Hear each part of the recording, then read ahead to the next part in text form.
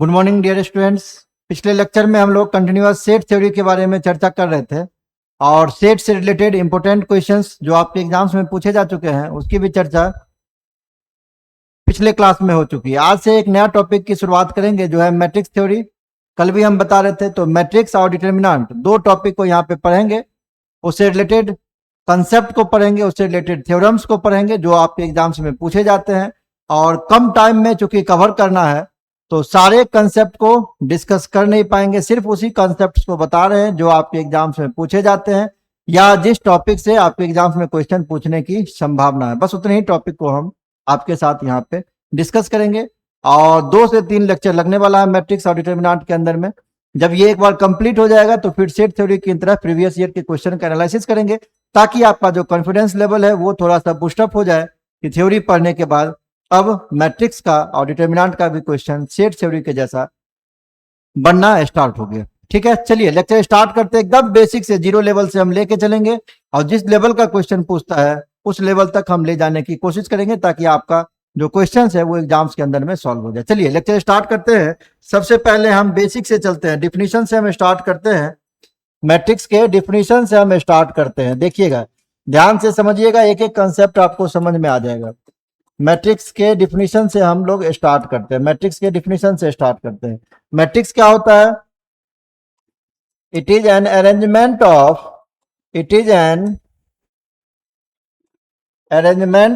Of some numbers, कुछ numbers का arrangement होता है। Some numbers in the form of row and column, in the form of row and column. It is denoted by A is equals to AIJ।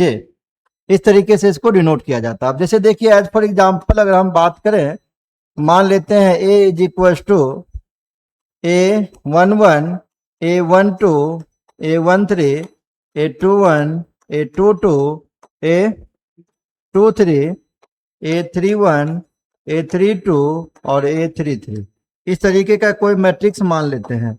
अब इसमें अगर हम horizontal वे में चलेंगे ना तो इसको रो बोलते हैं, वर्टिकल वे में चलेंगे तो इसको हम लोग कॉलम बोलते हैं। क्लियर? अब अगर यहाँ पे जैसा लिखा हुआ A31, मतलब कौन सा रो है? पहला, दूसरा, तीसरा। हॉरिजेंटल कॉलम कौन सा? पहला। मतलब जो A31 एलिमेंट है, ये कौन सा एलिमेंट है? Element at third row and first column, तीसरे रो के पहले कॉलम का एलिमेंट है। अगर हम इसको पकड़ लेंगे, कौन सा रो है? पहला रो, तो ये first row and second column का एलिमेंट है। सेकंड कॉलम का ये एलिमेंट है, element of this.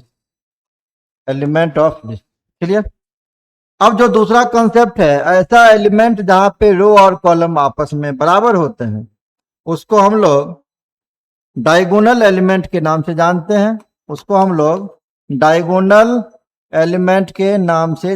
Diagonal elements कहने का मतलब क्या? जहां पे रो और कॉलम बराबर हो। रो मतलब नंबर ऑफ रो की बात कर रहे हैं, जैसे number of row number of column बराबर हो गया, number of row number of column, number of row number of column बराबर हो गया। ये दूसरा चीज है। और तीसरा चीज जो यहाँ पे आपको याद रखना है, इस मैट्रिक्स के अंदर में टोटल रो कितना? 1 2 3, कॉलम कितना? 1 2 3।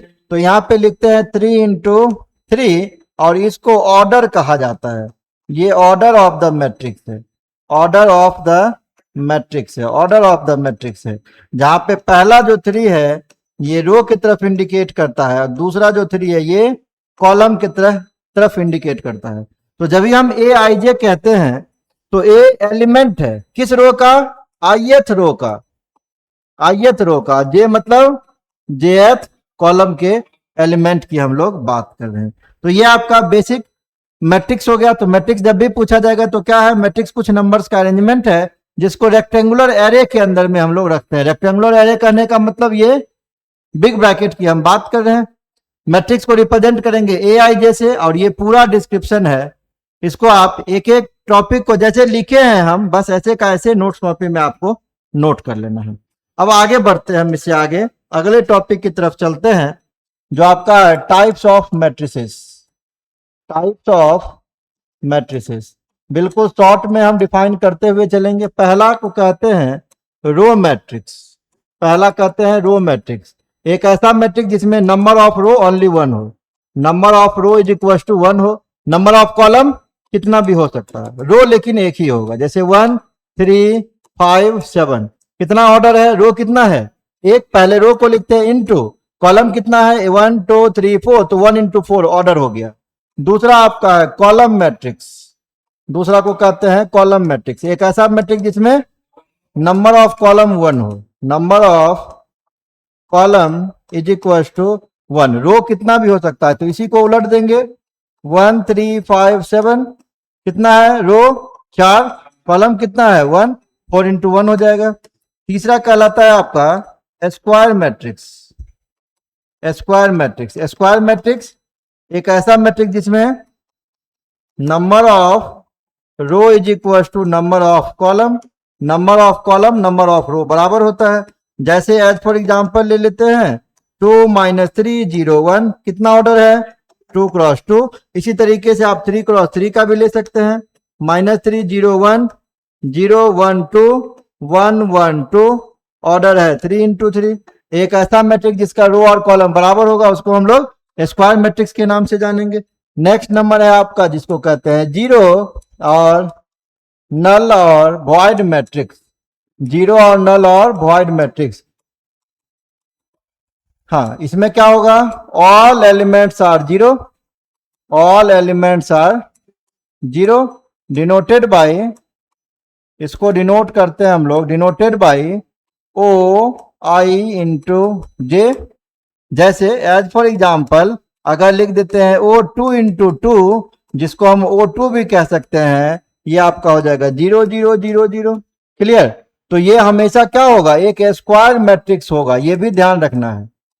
हाँ, जब भी नल मैट्रिक्स जीरो मैट्रिक्स की बात करेगा तो हमेशा स्क्वायर मैट्रिक्स होगा। अगर O3 कह देते हैं तो 3 ऑर्डर का नल मैट्रिक्स। क्लियर। चौथा आपका है यूनिट, या इसी को आइडेंटिटी मैट्रिक्स कहते हैं, यूनिट या आइडेंटिटी मैट्रिक्स कहते हैं। इसमें क्या होता है ना, ध्यान देना है थोड़ा सा। इसमें क्या होता है, जैसे मैट्रिक्स लिखते हैं A इज इक्वल टू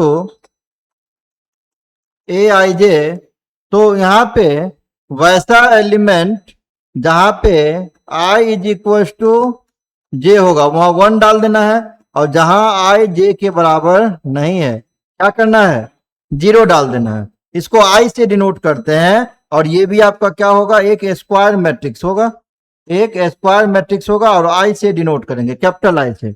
जैसे I2 लिख देते हैं, क्या लिखे हैं, जहां I और J बराबर हो, I और J बराबर कहां पे, डायगोनल एलिमेंट पे होगा। हम पीछे आपको बता चुके हैं I और J कहां पे होगा, देखिए I और J कहां पे होगा, डायगोनल एलिमेंट पे। तो डायगोनल एलिमेंट पे 1 डाल देना है, और जहां अनइक्वल हो, जैसे 1 2 1 3, सब पे 0 0 डाल देना है।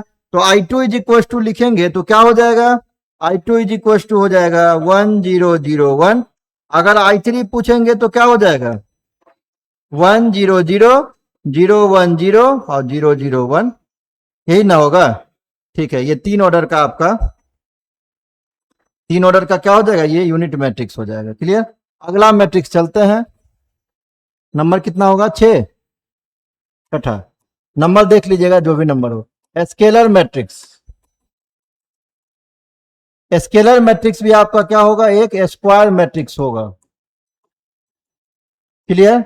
अब स्केलर मैट्रिक्स में क्या होता है ना, स्केलर मैट्रिक्स में ध्यान दीजिएगा, A is equal to AIJ, ध्यान देना है। AIJ कहता है जहां पे I बराबर J है, जहां I और J बराबर है वहां पे नन जीरो नंबर डालना है, नन जीरो नंबर डालना। ठीक है, नन जीरो नंबर डालना है। ऐसे नहीं लिखिए, आप ऐसे लिखिए, देखिए यहाँ पे छोटा हो जाएगा, हम बड़ा लिख देते हैं। ठीक है, यहाँ पे आपको डालना है नन जीरो बट सेम, कब, जब I बराबर जीरो हो, और जब आई जे के इक्वल नहीं हो तो वहां जीरो डाल देना है।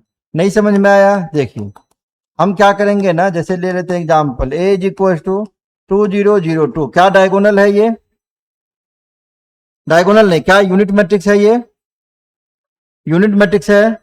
नहीं है, यूनिट में वन होना चाहिए। हाँ, वन के अलावे या वन को लेके भी अगर कोई नन जीरो नंबर है लेकिन नंबर सेम है तो क्या कहेंगे? स्केलर।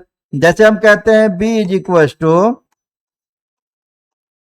-600 क्या ये होगा स्केलर? ये भी स्केलर नंबर होगा। दोनों नंबर सेम होना चाहिए और भी डायगोनल में ही, बाकी नन डायगोनल जहां आई और जे बराबर है वही नन जीरो सेम होना चाहिए, जहां बराबर नहीं है वहां तो जीरो ही होगा। ठीक। सातवां आपका है डायगोनल मैट्रिक्स। डायगोनल मैट्रिक्स ये क्या कहता है? डायगोनल मैट्रिक्स बोलता है कि अगर A is equal to A I J है तो नन जीरो नंबर होगा। कहाँ पे? डायगोनल के अंदर में, जहां पे आई जे बराबर है वहां पे नन जीरो, और जहां बराबर नहीं है वहां पे क्या होगा? जीरो होगा। जैसे एज फॉर एग्जाम्पल अगर हम ले लेते हैं -5 0 0 3, डायगोनल एलिमेंट सिर्फ होना चाहिए, नन जीरो में कोई भी। समझ रहे हैं? कुछ एलिमेंट होना चाहिए। अब ये सेम हो या नहीं हो उससे कोई फर्क नहीं पड़ता है। तो क्या यहां से बात समझ में आ गया? नोट में ध्यान दीजिएगा एमसीक्यू के लिए। क्या बात समझ में आया?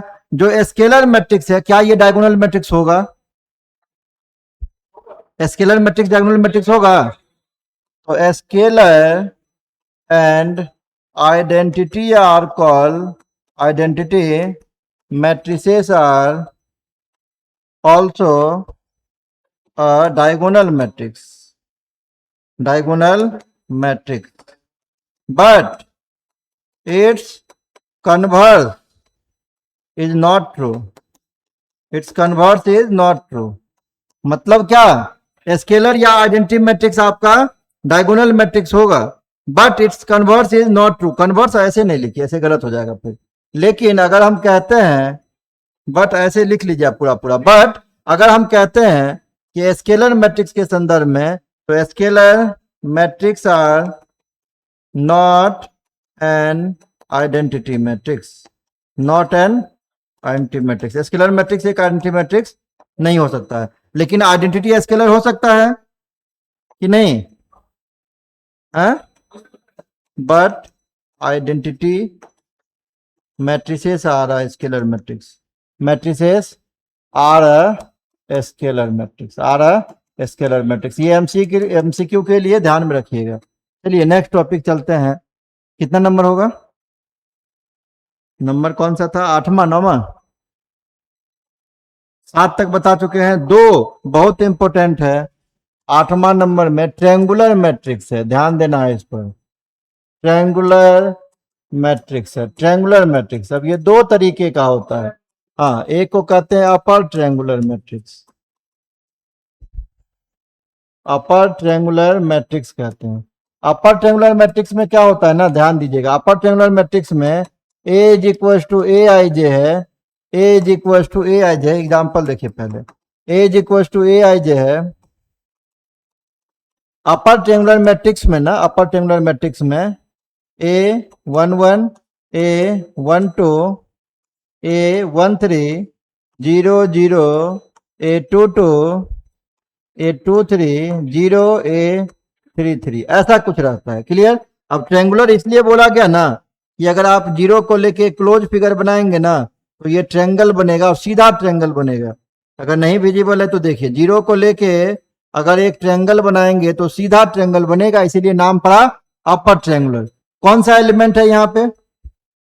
A21, ये कौन सा? 31, और ये कौन सा? 32। क्या देख रहे हैं हम?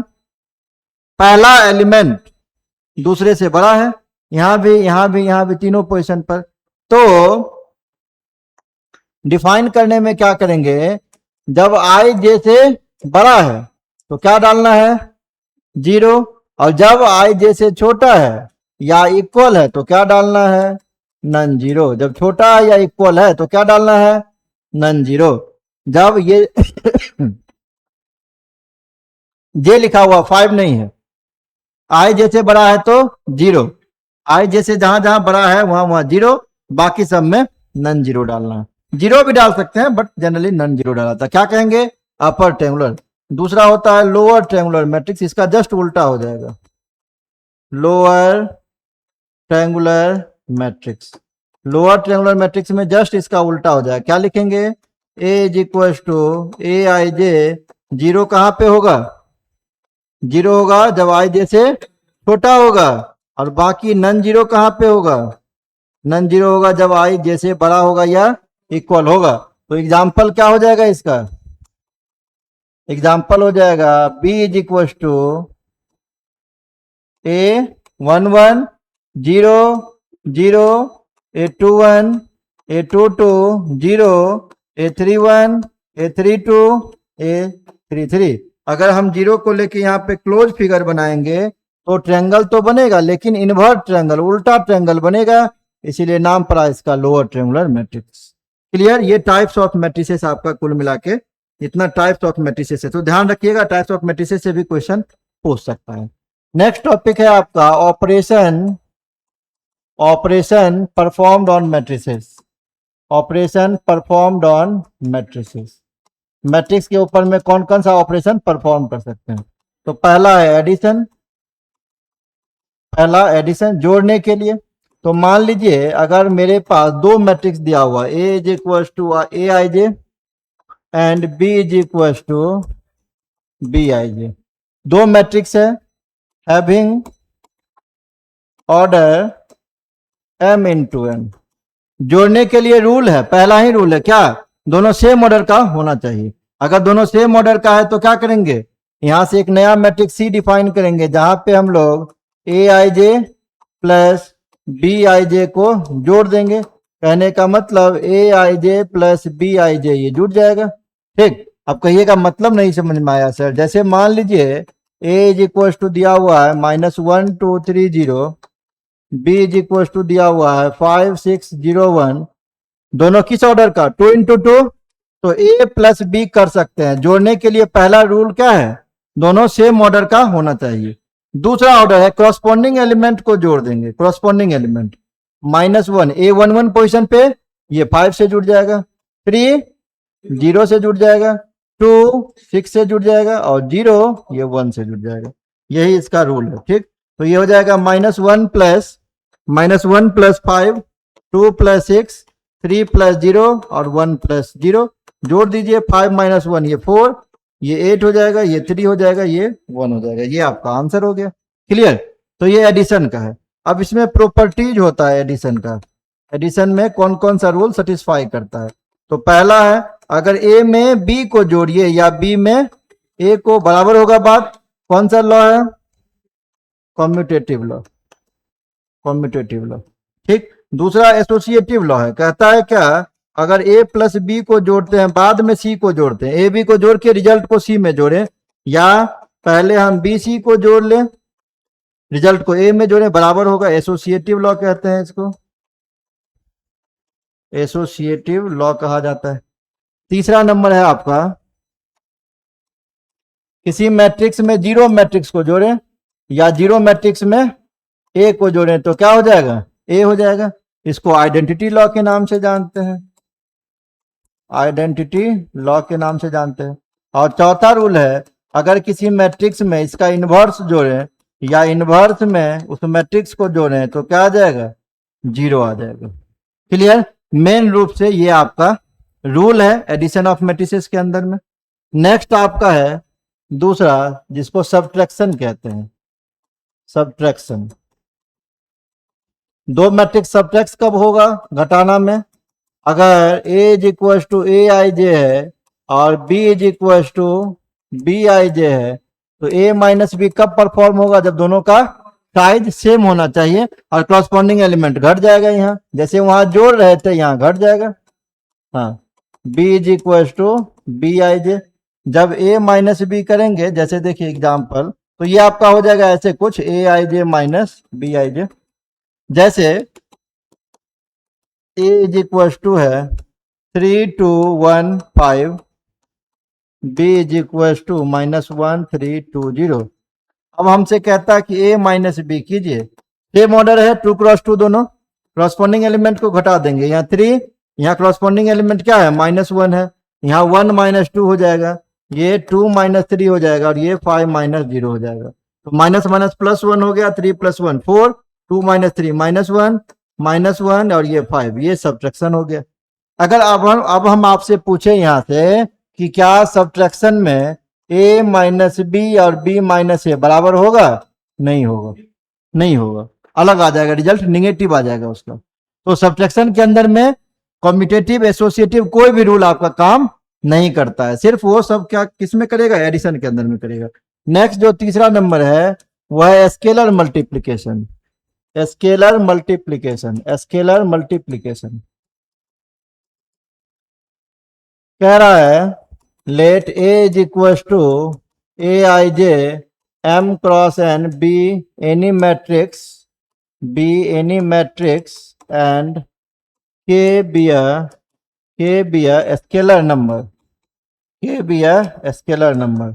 देन अगर आपसे कहता है के ए निकालने के लिए, मतलब के इंटू ए आई जे निकालने के लिए, देन इस केस में क्या होगा, के से मैट्रिक्स के हर एलिमेंट को मल्टीप्लाई कर देंगे, जिसको स्केलर मल्टीप्लिकेशन कहते हैं। जैसे एज फॉर एग्जांपल अगर यहाँ दिया हुआ है a इज इक्वल टू 3 2 -1 5, अगर आपसे कहा जाएगा -2a निकालिए तो क्या कीजिएगा इस केस में, -2 स्केलर नंबर है, -2 से इस मैट्रिक्स के हर एक एलिमेंट में मल्टीप्लाई कर देंगे, -6 ये -2 इंटू -1 तो +2, 2 इंटू -2 -4 और ये -10 हो जाएगा। ये स्केलर मल्टीप्लिकेशन कहलाता है, जिसमें स्केलर नंबर को पूरे मैट्रिक्स से हम लोग मल्टीप्लाई कर देते हैं। अगर इसके हम लोग प्रॉपर्टीज की बात करेंगे, तो पहला ध्यान दीजिएगा, अगर के कांस्टेंट है, ए बी कोई मैट्रिक्स है, अगर इतना करना हो तो क्या हो जाएगा, ये हो जाएगा के प्लस के बी के बराबर। दूसरा अगर है के इंटू ए बी है, क्या लिख सकते हैं, इसको हम के इंटू बी ऐसा भी लिख सकते हैं, या हम इसको लिख सकते हैं ए इंटू के बी, ये सबका वैल्यू आपस में बराबर होगा, लिख सकते हैं। चलिए ये आपका प्रॉपर्टीज है किसका, स्केलर मल्टीप्लिकेशन का, ये प्रॉपर्टीज आपका स्केलर मल्टीप्लिकेशन। यहाँ प्लस माइनस है तो यहाँ भी प्लस माइनस हो जाएगा, उसमें कुछ सोचना नहीं। अब जो सबसे इंपॉर्टेंट है वहां वो ये है मल्टीप्लिकेशन ऑफ मैट्रिसेस, इसमें ध्यान रखना होगा, मल्टीप्लिकेशन ऑफ मैट्रिसेस, इसमें ध्यान रखना होगा। ठीक, मान लीजिए दो मैट्रिक्स है, एक मैट्रिक्स है A I J M cross N का, एंड एक बी मैट्रिक्स है B I J N cross K का। देन अगर हम ए क्रॉस बी करना चाहें, is performed only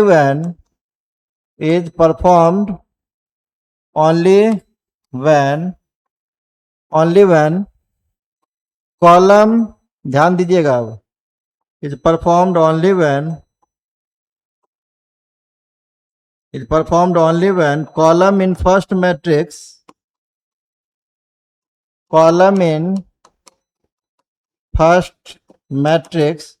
is equal to row in second matrix।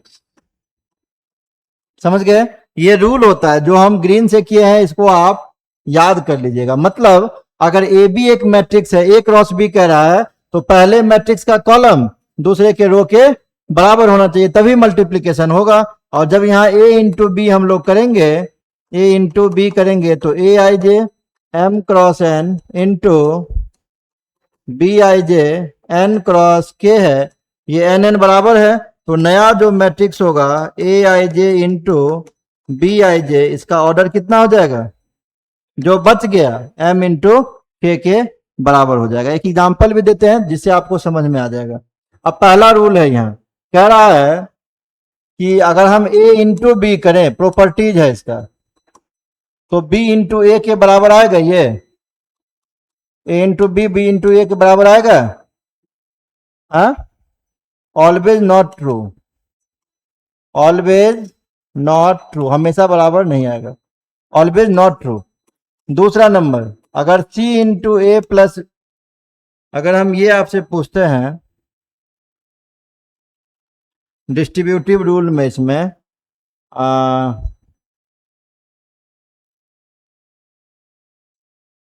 अगर हम ये पूछते हैं आपसे, जैसे रूल तो बता दिए ना, हाँ रूल बता दिए, मल्टीप्लिकेशन वाला तो हम बता ही दिए, स्केलर मल्टीप्लिकेशन। देखिए पहले हम एक एग्जांपल बताते हैं यहाँ से, देखिए फिर प्रॉपर्टी बता देंगे। जैसे देखिए ए इज इक्वल टू एक मैट्रिक्स दिया हुआ है 2 - 3 0 1, और बी इज इक्वल टू एक मैट्रिक्स है 1 3 2 5 0 1। पहला का ऑर्डर कितना है 2/2, दूसरा का ऑर्डर, दूसरा का ऑर्डर 3 × 2, 3 × 2। अगर हमसे कहेगा ए क्रॉस बी कीजिए, ए क्रॉस बी, तो पहला का ऑर्डर देखिए कितना है 2 × 2, दूसरा का 3 × 2। रूल हम क्या पढ़े हैं, पहला का कॉलम दूसरे के रो के इक्वल होना चाहिए तभी मल्टीप्लीकेशन होगा। तो मल्टीप्लीकेशन होगा, नहीं होगा, it is not defined, it is not defined. क्यों डिफाइंड नहीं हुआ, क्योंकि पहला का रो दूसरे के कॉलम के बराबर नहीं हुआ। अगर हम कहते हैं बी इंटू ए कीजिए, अब तो उलट जाएगा, बी इंटू ए करेंगे तो पहले बी होगा बाद में ए होगा। अब यहां देखिए क्या रो कॉलम बराबर है, पहले का कॉलम दूसरे के रो के बराबर है तो ये मल्टीप्लीकेशन आपका परफॉर्म हो जाएगा, मल्टीप्लीकेशन परफॉर्म हो जाएगा। कैसे होगा, तो पहले बी मैट्रिक्स को लिखेंगे 1 3 2 5 0 1, पहले बी को लिख लिए, इनटू फिर से ए को लिख लिए 2 - 3 0 1। अब क्या करेंगे, इसको हम लोग एक का रो लेंगे दूसरे का कॉलम।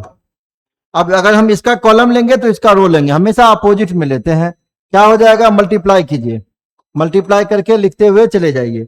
जैसे जैसे क्या करेंगे, पहले हम फिक्स कर देंगे, किसको, इस वाले को फिक्स कर दिए, इस वाले को फिक्स कर दिए। अब 1 को उठाए 2 से मल्टीप्लाई किए, 1 2 जा 2 हो जाएगा। फिर 5 को -3 से, इधर रो इधर से कॉलम, 5 को -3 से तो -15 हो गया, -15 और प्लस करके लिख देंगे।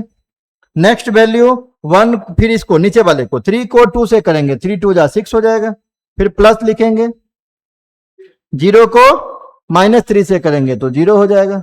नेक्स्ट पकड़िए 2 को 2 से करेंगे, 2 2 जा 4, 1 को -3 से किए कितना हो जाएगा, +3, तीनों के साथ हो गया। अब दूसरे वाले को पकड़ेंगे, इसको 1 × 0 कितना 0, प्लस 5 × 1 तो ये 5 हो जाएगा। दूसरा 3 × 0 0, 0 × 1 0, ये भी 0 + 0 हो गया। नेक्स्ट करेंगे 2 × 0 0 प्लस 1 × 1 1, कैलकुलेट कर दीजिए, 2 - 15 -13 6, 4 - 3 1, 5 0 1, यही आपका आंसर हो जाएगा। तो ये मल्टीप्लिकेशन का रूल है और ऐसे हम लोग मल्टीप्लिकेशन परफॉर्म करते हैं। हाँ, इसका ऑर्डर हो जाएगा 3 × 2। तो ये आपका मल्टीप्लिकेशन हो गया। नेक्स्ट जो टॉपिक है मल्टीप्लिकेशन के बाद, यह है equality of matrices, equality of matrices, equality of matrices. दो मैट्रिक्स इक्वल कब होगा, तो टू मैट्रिसेस आर, रूल ध्यान दीजिएगा, two matrices are equal only when पहला point order of both the matrices are same, दोनों का ऑर्डर सेम होना चाहिए। दूसरा corresponding elements are same, corresponding element are same, element भी सेम होना चाहिए। जैसे कहिएगा समझ में नहीं आया सर, एक एग्जाम्पल हम ले लेते हैं तब समझ में आ जाएगा। एक एग्जाम्पल ले लेते हैं, कह रहा है a is equal to x + y 5 0, और यहां दिया हुआ है x - y, और दूसरा मैट्रिक्स लिया हुआ है b इज इक्वल टू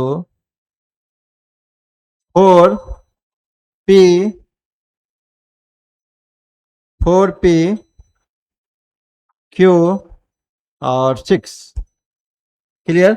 आपसे कह रहा है find the values of X Y P Q if A is equal to B. अगर ए और बी इक्वल मैट्रिसेस हैं देन इस सारे का वैल्यू निकालने के लिए तो इक्वलिटी के कंसेप्ट में क्या पढ़े हैं, दो मैट्रिक्स इक्वल कब होगा, जब दोनों का ऑर्डर बराबर होगा। इसका भी ऑर्डर 2 इंटू 2, इसका भी ऑर्डर 2 इंटू 2। अब ऑर्डर तो बराबर हो गया। दूसरा पॉइंट क्या लिखा है, क्रॉसपोंडिंग एलिमेंट सेम होगा। x प्लस वाई किसके बराबर, 4 के। 5 किसके बराबर, p के। 0 q के। x माइनस वाई 6 के बराबर होगा। मतलब यहां से दिख गया p का जो वैल्यू होगा वो 5 होगा, q का जो वैल्यू है 0 होगा, x प्लस वाई का जो वैल्यू है वो 4 होगा और x माइनस वाई का जो वैल्यू है 6 होगा। लीनियर इक्वेशन को आप लोग सॉल्व करने के लिए जानते हैं, कैंसिल आउट कर देंगे। 2x is equal to 10, x is equal to 5 किसी एक में पुट कर देंगे तो 5 plus Y is equal to 4, तो y इज इक्वल टू -1। इसीलिए सारा वैल्यू आ गया, x आ गया 5, y आ गया -1, p आ गया 5 और q आ गया 0। ये सारा वैल्यू आपका निकल गया। ये इक्वलिटी ऑफ कंसेप्ट का, इक्वलिटी ऑफ मैट्रिसेस का कंसेप्ट है, जहां दो मैट्रिक्स इक्वल तब होगा जब नंबर ऑफ एलिमेंट दोनों में सेम होगा और कॉरस्पॉन्डिंग एलिमेंट भी सेम होगा। ये इक्वलिटी ऑफ मैट्रिसेस है। नेक्स्ट जो कंसेप्ट है वो है transpose of a matrix. Transpose of a matrix. अब ट्रांसपोज में क्या होता है, ट्रांसपोज में ना रो और कॉलम को इंटरचेंज कर देते हैं। रो और कॉलम को इंटरचेंज कर देंगे। जैसे मान लीजिए A इज इक्वल टू एक मैट्रिक्स है A11, A12, 21, 22।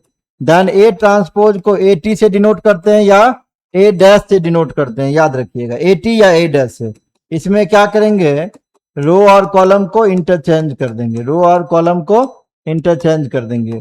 तो पहला रो आपका ये है A11, A12, अब ये पहला कॉलम बन जाएगा। दूसरा रो जो है ये दूसरा कॉलम बन जाएगा। यही आपका ट्रांसपोज हो गया। अब इसका कुछ इंपॉर्टेंट प्रॉपर्टीज होता है ट्रांसपोज का, उसको याद रखिए। कह रहा है कि अगर A प्लस B दिया हुआ है, होल ट्रांसपोज करेंगे तो क्या हो जाएगा, ट्रांसपोज दोनों पे इंडिविजुअली शिफ्ट हो जाएगा। अब प्लस रहे या माइनस रहे, है ना। दूसरा नंबर है कि अगर कहीं लिखा हुआ के ए ट्रांसपोज, जहां पे के क्या है, कांस्टेंट नंबर है, स्केलर नंबर है, तो स्केलर का ट्रांसपोज नहीं होता, ओनली ट्रांसपोज मैट्रिक्स का होगा, जहां पर के जो है वो कांस्टेंट है।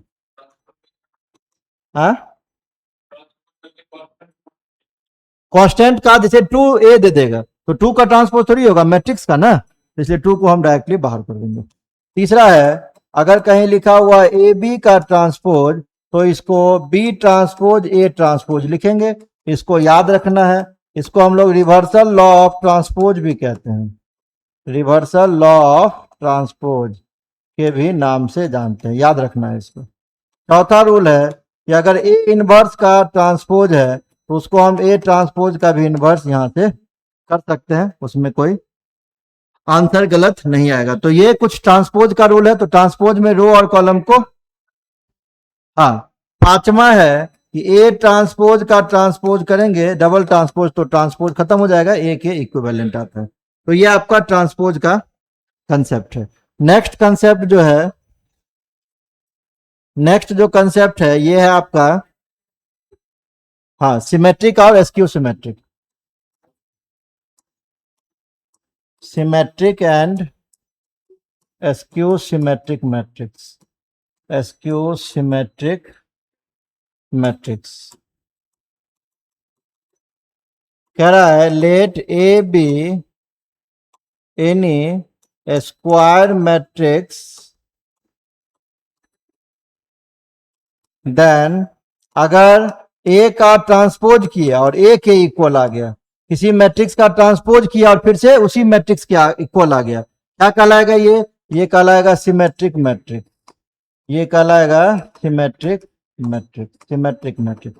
जैसे कहेंगे सर एग्जांपल क्या होगा, देखिए एग्जांपल जैसे हम ले लेते हैं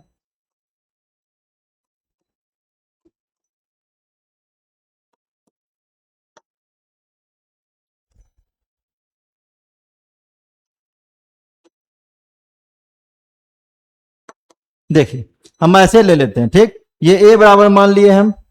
अब हम क्या करते हैं, ए का ट्रांसपोज करते हैं, रो कॉलम को चेंज कीजिए, क्या आ जाएगा, पहला रो 2 माइनस 3 1 है, तो 2 माइनस 3 1 बन गया ये, -3 6 0, तीसरा 1 0 -1, देखिए तो सेम है क्या, सेम है। ए ट्रांसपोज के ए के इक्वल आ गया, क्या कहलाएगा, सिमेट्रिक मैट्रिक्स। सिमेट्रिक मैट्रिक्स, अगर किसी मैट्रिक्स का ट्रांसपोज किया फिर से उसी मैट्रिक्स के इक्वल आ गया तो सिमेट्रिक मैट्रिक्स कहलाएगा। दूसरा कंसेप्ट है आपका एसक्यू सिमेट्रिक मैट्रिक्स का, तो SQ symmetric matrix, SQ symmetric matrix के अंदर में किसी मैट्रिक्स का ट्रांसपोज करेंगे तो -a के इक्विवेलेंट आता है। और जो सबसे बड़ा पहचान है एसक्यू सिमेट्रिक मैट्रिक्स का, ध्यान देना है, एसक्यू सिमेट्रिक मैट्रिक्स का जो सबसे बड़ा पहचान है वो ये है कि डायगोनल एलिमेंट 0 होगा, डायगोनल एलिमेंट 0 होगा। नॉन डायगोनल एलिमेंट, अगर यहाँ -2 है, यहाँ -3 है, देखिए अगर यहाँ -2 है, -3 है, तो यहाँ पे जस्ट अपोजिट होगा। नहीं समझ में आ रहा तो अभी आ जाएगा।